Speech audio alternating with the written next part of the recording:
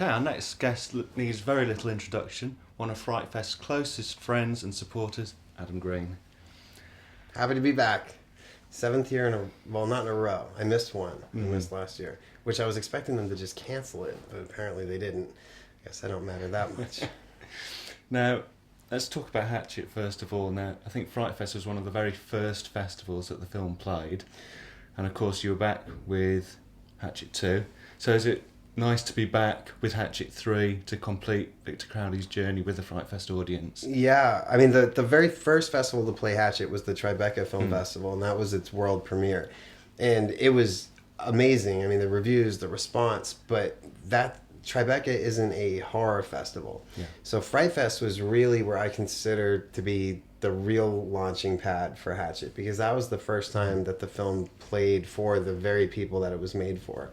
And that was, I mean, not to sound completely cheesy, but it was like the screening heard round the world, and the fact that every other festival came calling for it after that night at FrightFest.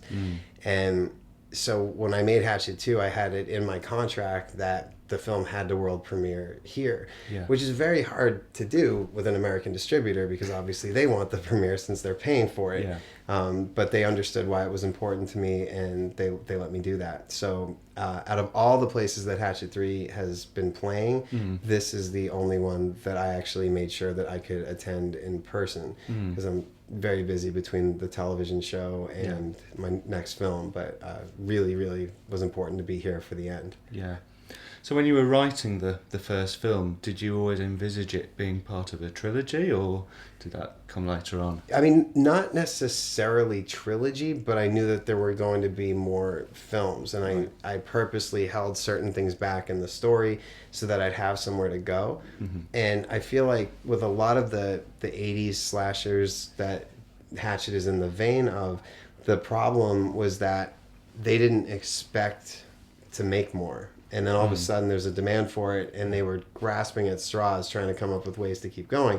So I wanted some sort of end game that I could be building towards, and I purposely held some information back so there'd be a reason for each film.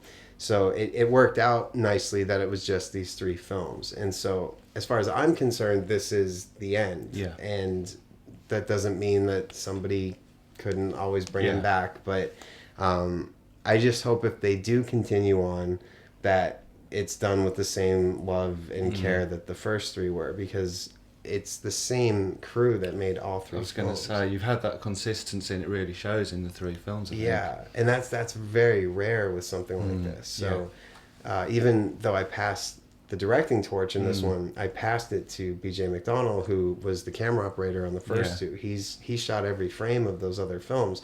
So I knew that it wouldn't suddenly feel like it's a completely different movie. This one was always meant to be like the finale, so it's really it's big. The scope is bigger compared to the other 2. It looks a lot more expensive and fancy, but BJ's always been part of the family, so it really worked out well. Yeah, was it hard to kind of give over the reins to somebody else? No, it really wasn't. It would have been if it had been some other like established director and I wasn't going to be as involved, then it would have I wouldn't have passed it over.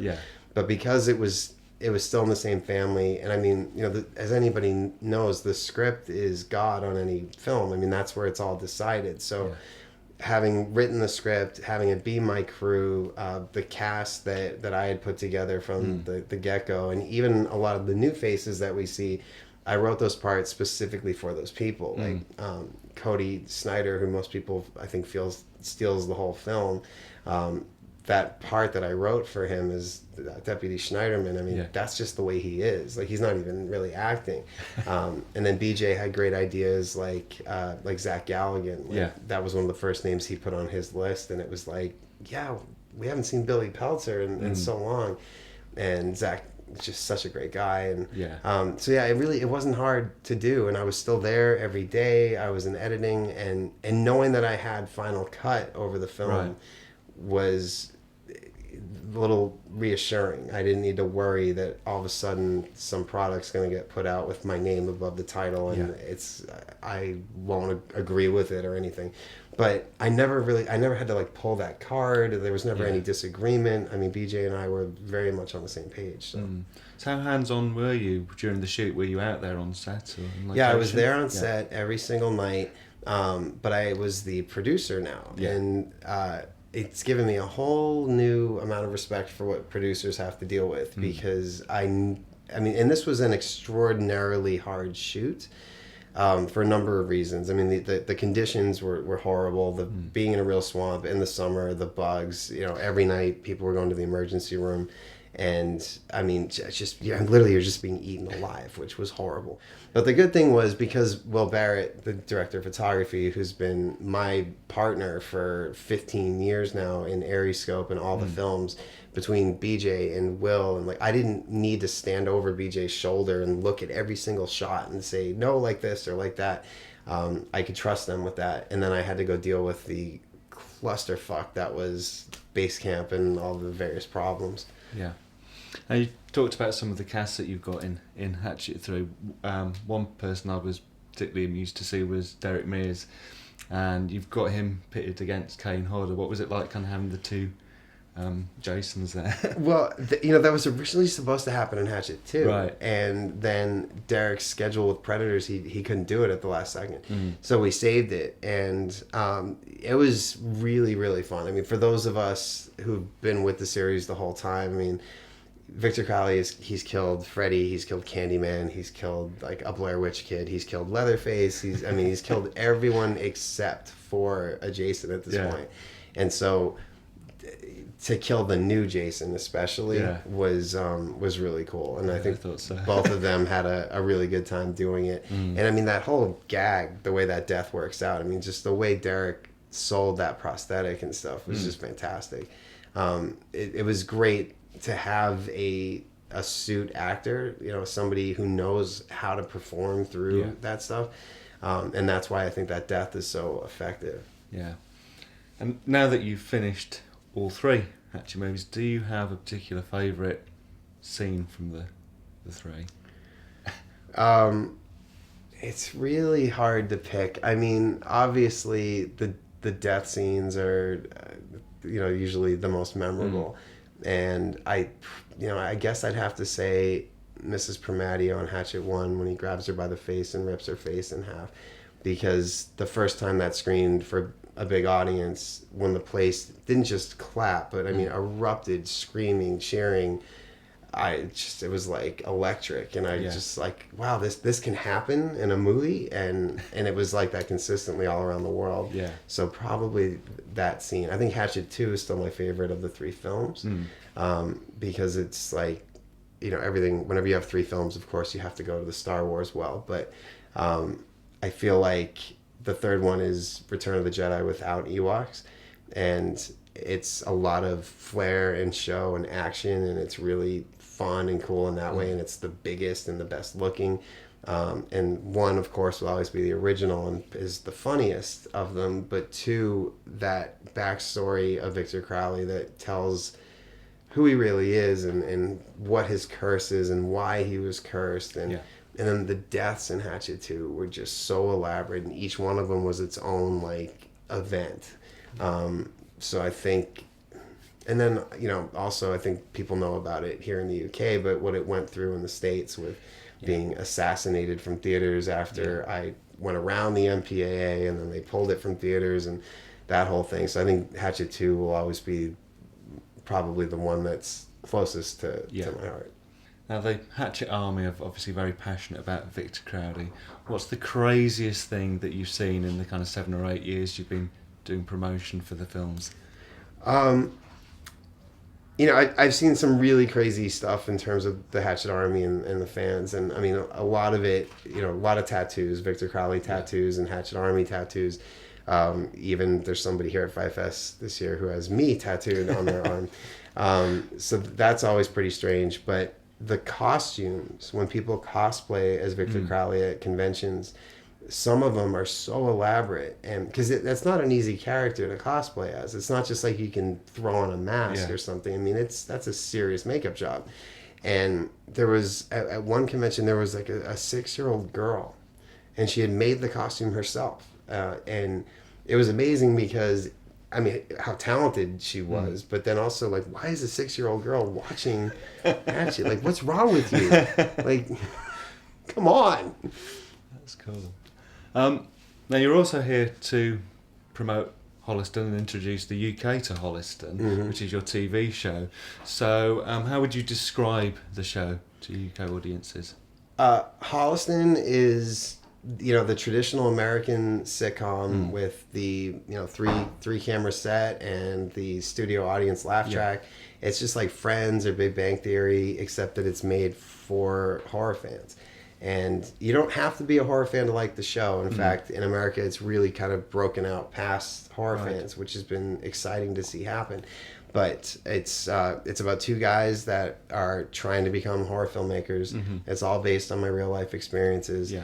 And we just had a screening not more than like 2 hours ago here. And I was saying to the audience, the coolest thing about that show is that people aren't just responding to the comedy or the genre stars or the references to horror, or even like the fact that it's a sitcom with gore in it, but the heart of it, the story of struggling, of wanting to aspire to be more than where you're at right now, and how many times you get beaten down, or that you feel rejected, or you don't get the girl, or you don't get the guy, or whatever it is. Because if there's anybody in the world who understands what that feels like, it's us. And that's why we're a culture and we're a community, and not just fans, action movie fans or romantic comedy fans. We are family, and it's because we all have that same experience collectively, and we know what that feels like. And that's where the show is really touching people.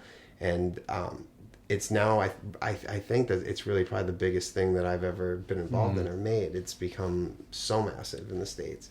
Just talk a little about the other principal cast in the show. Well, aside from myself and Joe Lynch, who play the two main guys that are trying to get their horror movie called Shin Pads made, Shin Pads being a Mexican soccer zombie movie, our two co-stars are Corey English, who plays my love interest, and people would know Corey from, in the horror world, they would know her from Unrest, but she's also the lead singer for the country band Broke Down Cadillac. And then Joe's love interest is Laura Ortiz, who people would know from The Hills Have Eyes. She was Ruby and had all the CG on her face to make her not look as adorable as she is. But the four of us are sort of the main ensemble, and then the other two core cast members are Dee Snider from Twisted Sister, who plays our cross-dressing boss at the cable station that we work at. And his name is Lance Rocket on the show, and he's the lead singer in a Van Halen tribute band that he thinks is going to make him totally famous someday, even though he's in his mid-50s, and it's probably not going to happen. And he has a great time playing that part because he gets to make fun of all the Lance Rockets that he met when he was coming up through and doing Twisted Sister back in the day. And then finally there's Odorous Urungus from the band Guar, who plays my imaginary alien best friend who lives in my closet and comes out usually about once an episode to give me advice and try to help me with that episode's predicament. And usually the advice is absolutely horrible and the worst advice that you could take. And you have a lot of celebrity cameos in the episodes. Have you got a particular favourite? It's really hard to pick a favorite, but if I had to, in season 2 we had Bailey Madison, who is the little girl from Don't Be Afraid of the Dark and Once Upon a Time and Bridge to Terabithia. Right. She is like just, I mean, what an actress. And she was only 12 when we shot her episode, and she plays my love interest, which I know it sounds weird, you have to see it to understand it, but it's basically a take on Orphan, where she's pretending to be something that she's not. Right. And she just went for it, and I've never been so intimidated by another actor. Like my first scene with her, I was just like, oh my God, this girl's like because everybody's very tight friends on that set. Yeah. So we're a little bit lax, and we get away with stuff that normally you wouldn't get away with on a set. And then she shows up, and everything is, thank you, yes sir, no sir, but like just moving, going, knows all of her lines. And meanwhile, the main cast, who does this constantly for a living, is all feeling completely inadequate and like a bunch of douchebags, because this girl knew all of her lines, all of our lines, and probably all of our lines from the episodes that she wasn't even in. She was so well prepared. And even like, you know, her family, like, you know, her mom was there, of course, and sometimes you fear the stage mom, or they're going to be weird. Yeah. Her family is perfect. Have you ever had one of these stars come in who's agreed to do an episode, who's then been kind of reluctant to send up themselves a little? No. In fact, most stars, when they come on the show, want to send up themselves even more. Yeah. And I really got to thank Tony Todd for that, because when we did season 1, nobody knew what this show was. Yeah. And especially if it was going to work. Because it's a weird idea. Like, here's a sitcom with 2 directors as the leads, and then 2 rock stars and a country singer. And, you know, I was explaining it to Tony Todd. There was nothing to show him yet. His episode was the very first one we ever shot. And he trusted me enough at this point, because we've worked together so many times, to go for it. And boy, did he go for it. And to be like, you know, smoking crystal meth in our apartment, and like forcing us to call him Candyman, and like, but once other actors saw that episode, like Danielle Harris specifically said, she's like, whatever I do, it's got to be worse than Tony. She's like, I don't want him to win. Yeah. And same thing with Kane. He's like, whatever you want me to do. He's like, just like, but let's go for it if we're gonna do this. So yeah, everybody enjoys, and it really is fun to play a horrible version of yourself. I mean, even what I'm doing, what Joe's doing to some extent, is just playing much more pathetic versions of ourselves at a different time in our lives. But the hard thing, and I've only recently really started opening up about this, is that there's a lot of pain in comedy, and everybody knows that. But when we shot season 1, I had written it, and we do the table read for the network, and we do the rehearsals, and it's all fun and games. But then when you're actually rolling, and as an actor, you have to really put yourself in that time period again. Going back to that time when my heart was so broken over this girl, and nothing was working out, and I was just rejected left and right, and feeling like that again was a big mind mess. And I was having a hard time shutting it off and turning it back on again. And a few scenes in the show that made it into the show where you can visibly see I'm crying. And like, I wasn't prepared for that. And probably because as an actor, I had never had to do that before. Yeah. It was always little parts and cameos, and usually as myself. And even Holliston, I'm playing myself. Which is, Joe and I were waiting. Like, I wonder if anyone's going to try to do they're shitty actors. It's like, what? Like... but no, that never happened. But yeah, I did start to get it under control with season 2, but when you have to put yourself back in a place where you were miserable, and feel like that again, and it's your real life, it clicks in a way that's very different from playing a character where you're manufacturing the stuff. I mean, I'm opening up serious wounds and then putting it on display for everybody. My parents, for instance, when they saw the pilot, they were very concerned. They're like, do you really want to put this out there so honestly like this? Because, you know, it's one thing when critics or whoever wants to like go after your work and say, oh, it's rubbish, it sucks, or it's amazing, it's brilliant, whatever they want to say. Either way, it doesn't matter.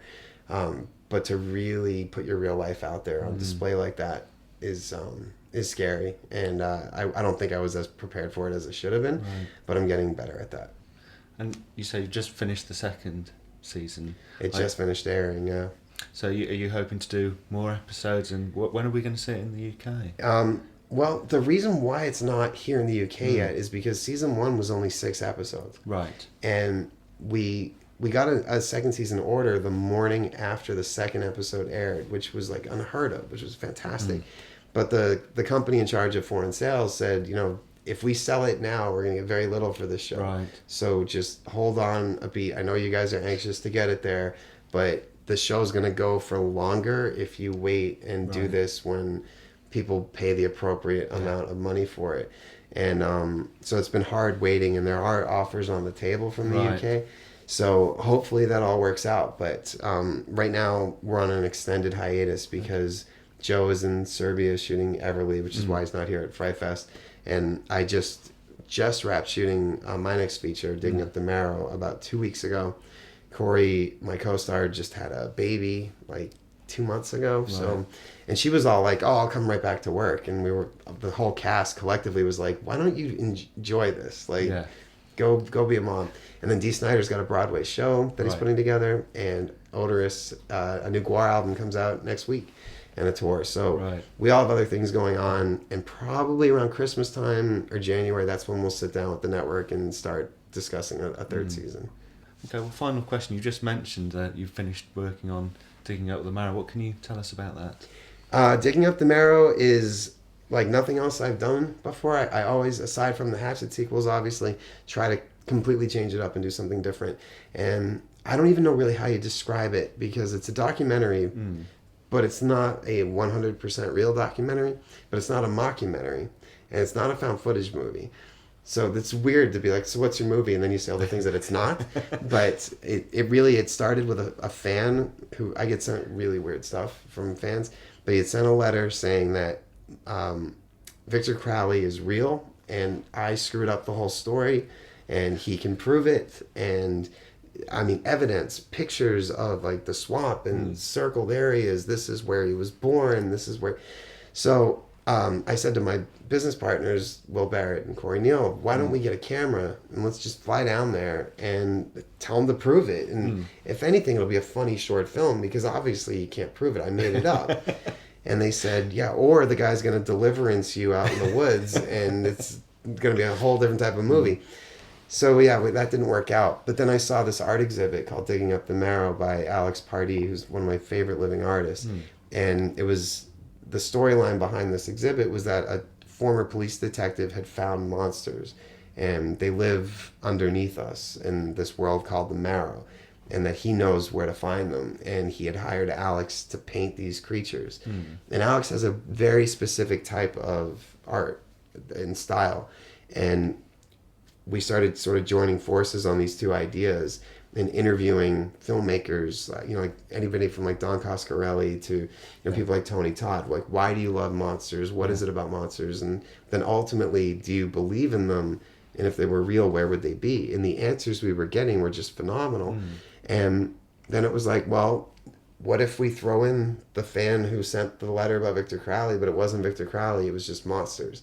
And what if we manipulate that a little bit and take it from there? And so that's why it's hard to really describe. It's done in a documentary format, but it is a narrative feature. And I don't know, I think if you're, I know you'll like it because I know you, but if you've ever believed in monsters or wanted to believe in monsters or just been into this stuff, then this is it's just a way to make pretend in a very real way. And I hope people go along for the ride and are open-minded and because it's been a very fun summer pretending that monsters are real. I've been out in the woods digging and in the weirdest places, and at some point the line got blurred between making a movie and really wanting this to be real, because deep down I've prayed for that. Some people pray for, they want to see an alien or they want to see a ghost. Like, I want to see a monster, and I think I might have with this. Well, I hope you'll be back next year to show us all. I hope so. Yeah, hopefully I'll be back with some more Holliston and then hopefully Digging Up the Marrow. Yeah. But yeah, missing FrightFest last year was just horrible. Every day on set, Joe and I would be looking at the schedule and being like, oh, this is playing now. And I mean, you make friends here that even though you only get to see them once a year, and you'll keep up occasionally over Facebook or Twitter or whatever, but the moment you see them, it's like you never left. And this FrightFest really is, it's such an overused and cliched word to say, oh, it's like a family, but it is. It's a family. It's been great to have you back, Adam. Thank you you so much for talking to us. Thank you.